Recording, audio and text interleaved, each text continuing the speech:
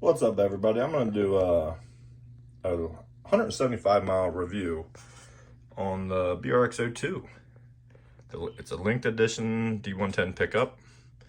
I've been running this truck since January 1st, up to 175 plus miles. I haven't done the math for the last couple trips. But I'll give you a breakdown of how the truck's handling, my setup, what I'm using, and what this 222 mile adventure is all about. We'll start out with the transmitter first. For the last 30 miles, I've been using the FlySky Noble Pro. It's a great remote. As you can see, super easy to thumb steer. It's hooked up. I'm at first gear, second gear, so it'll end up blasting across my table. I like this radio a lot. I've used several different brands. I'm not a brand basher, so I'm not going to sit here and say, oh, this is way better than all the other brands, but I'm telling you, it's a great radio. Before this radio, I ended up getting the Pro. I used the FlySky Noble one before. Same body, so it's same feel in the hand. This is aftermarket cage. I believe Yum Racing, where this one came the way you see it sitting. This one's a little bit more work to get stuff programmed for momentary. You gotta do master and slave channels. Other than that, it's the software, the cosmetics of the radio. I believe they're all the same speed, but I mean, there's one of the fastest response speed radios I've ever had. I mean, it's lightning quick. For crawling, I really don't care about having super fast servers. I'm not drifting, I'm not racing with it. But more or less, it's the feel of this radio and what you're hearing as sound. It's the phone mount on top. I have it loose. It's a solid radio. Nothing moves once you tighten down that one thumb screw. I'm actually going to use this remote as my phone mount because I can't find the darn thing.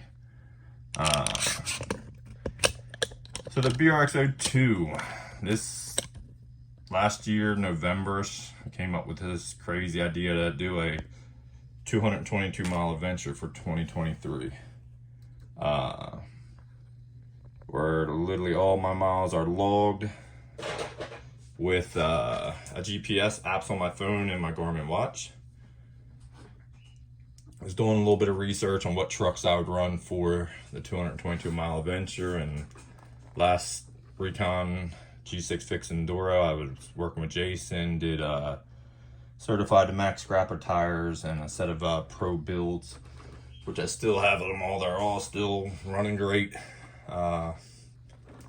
And we were going back and forth about the BRX02, BRX01, and end up settling down on the BRX02, the pickup edition. Now this kinetic strap, guys, this is for the Fix Enduro. I normally don't run it with that on it, but with the Fix Enduro, it's a no hand of God, no hand of whoever. So do a quick unhook and then pull myself up and then rehook it and go. But I'll give you a rundown on how this truck is set up, how it's worked for me. Having some body damage on the side with some rocks. I did, if you notice, I trimmed the fenders. I made them narrower. The first time I squared out or rounded out the corners, they're really square here. You get in rocks or whatever, you end up popping and you crack them. So I rounded them first, and then about a month and a half ago, I made them half the length, depth, width, I guess it would be. So now my tires are hitting rocks and stuff before the fenders or the body. Tires stick out just enough. The rear, I have the offset, so you can see right there, they're sticking out, protecting the body. I mean, that's what costs. I'll take some tire rub and stuff. I did put the exterior cage on it. It's helped a lot. This is my second one. I did take a pretty hard tumble, broken back in here, and I just turned it into a pickup roll cage. It didn't have the slant piece no more. This one I just got in last week. Getting it set up for the Recon in think 2.5 weeks is when the 12-hour fix enduro is happening. Do a little spin around, kind of built to the Spectrum setup, or the Spectre setup, I'm sorry. With the high clearance bumper, the deeper fender wells, give me a little bit more tire room clearance in the back. Running a cooler, spare tire. It's not gonna stay like that. I was just goofing around. Normally I lay it flat inside the bed. They do have the mount, but with the bigger tire, it pushes in on the back window. This truck is named Rango, the chameleon guy from the movie. My radio's telling me I need to use it. But I'm a sticker guy, decal guy. Always companies I like, support. They're always on all my trucks. Boom Racing, 11 Charlie Castle, Helios, Reefs RC, Spare Time Hobby, it's their cooler. RC Addict. Check all those companies out, guys. All these companies that I just listed, they are very active in the hobby. If you own a Boom Racing truck, you know over all the other hard body trucks, they have the quickest, easiest dismount and mounting of the body. The Boom Racing team did a phenomenal job on the design of the mounting system. But this is a breakdown of my truck. We'll start at the front, which powering, all that lightning quick steering and the strength and durability of the steering. 175 mile bouncing off rocks is the Reefs RC Raw 500. This is the Operation 11 Charlie edition one. I also have the Reefs Micro 99 for my 2-speed trans. The motor is the Castle Creation Slate. I can't remember what KV. 22. Either 22. It's not, or the 19. I can't remember. Great motor. I haven't been having no heat issues. Motor, ESC. It's used second gear, first gear all the time. The ESC is the Mamba X. I like the Mamba X because I use the data wire. I have it set up for rock race mode, so I can turn that drag brake on and off on the fly, save some batteries, save some spur gears.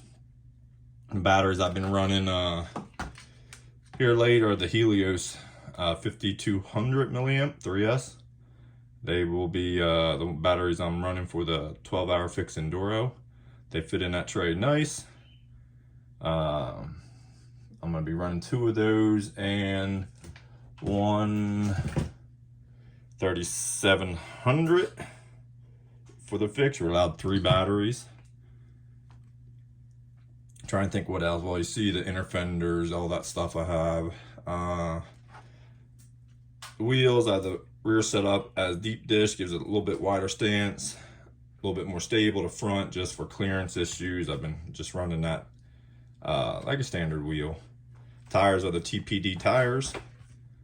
They hold up great, they work great. This one's brand new. I did tear one on a rock, but I mean, that's not a product manufacturing part. That was a sharp rock.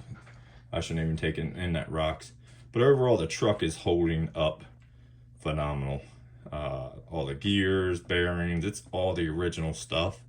I am on my 3rd spur gear. First one was my fault. I did not check how deep my pinion was inside the spur gear. And when it stripped, I still had half the depth. I probably could have just shoved the pinion in deeper and ran it for another however many miles. The second one, I was pretty deep in some big rocks. Had it bound up, had it in 2nd gear and goosed it and toasted it. So all I can say is if you're in some deep rocks, some hard climbs, some steep resistance on the motor and drivetrain, put in 1st gear. Save your spur gear, but it's a $3 spur gear. When you place the order of Boom Racing, Asia T, throw a couple spur gears in your cart for $3. Why not? I do get the, I'm gonna call it the spur mount. They're a couple dollars too. That way, literally, I already have a complete spur gear with the mount already put together in my bag. Couple minutes, pull the 4 screws right behind the motor mounting plate. Pull the motor straight out the front, already hooked up. You don't have to remesh nothing. Once you pop the center screw out, pull out the spur gear, put the new one in, and just redo that whole over again, and you're back on the road. Awesome setup. I did get an extra one of these, about 120 some miles. There's some play in it, there's some slop. It's not a lot. I'm running until if it breaks. We'll see. Everything is holding up. I did get new bushings for the front knuckles. Try and dig through my pile of parts here. This little guy right here, I don't know if you can see the lip right underneath my top finger. It worn out, but it did what it's supposed to. They go, of course I'm not gonna be able to turn it because my servo's on. They go right in here. You see that little shiny piece between the knuckle and the C-hub. Rather than wearing out the knuckles, that's a controlled point, a controlled weak point they made. I mean, like the spur gear, it's super easy. It's $3. I'd rather blow that $3 spur gear than blow the gears in the TKs or in the trans. That little brass bushing for all 4 of them, it's $1.50. Thank you guys for doing that, because knuckles, I bought a set of knuckles thinking it was the knuckles. They, I believe, are 20 some bucks. So hey, I'll take that little $1.50 part to replace. It's pretty quick and pretty easy to do. Do a little bit of maintenance while in there when you're doing your bearing checks and greasing up your stuff. Check the brass bushings, keep an eye on them. But the truck has been 100% flawless. It was a fun build. When it first showed up in December, I was like, oh man, I got a lot of work to do in a couple weeks to get this truck on the road. Everything went together perfectly.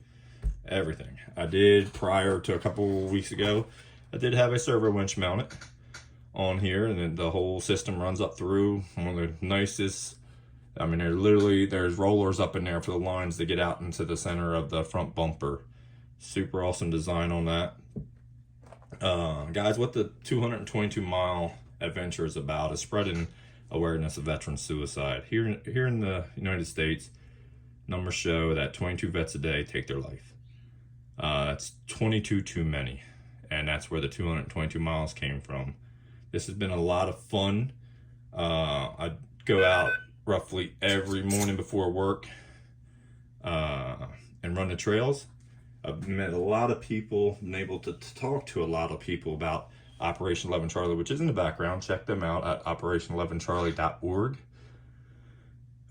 They're using these tiny trucks as a basically outdoor therapy to get the veterans out of their house, out of their situations, out into a whole new world of playing with these tiny trucks, laughing.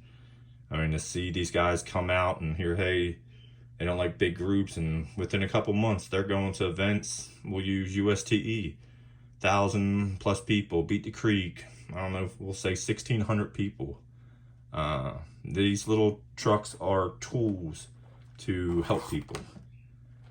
So to all the companies who manufacture these trucks and put out, and thank you guys for putting out quality stuff.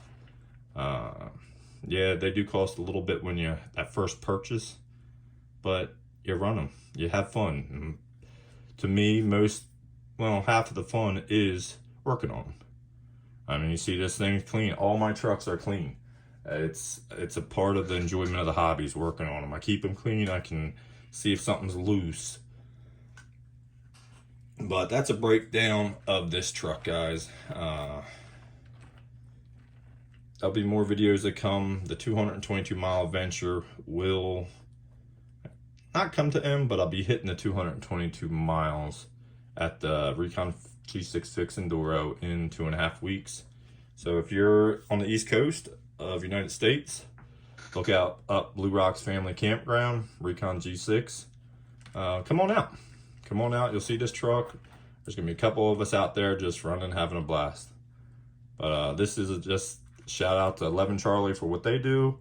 Boom Racing for making an unbelievable scale, very durable, capable truck.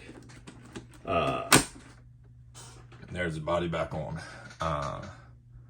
But guys, I'll keep the videos coming as I get closer and closer to the 222 mile goal. And have fun.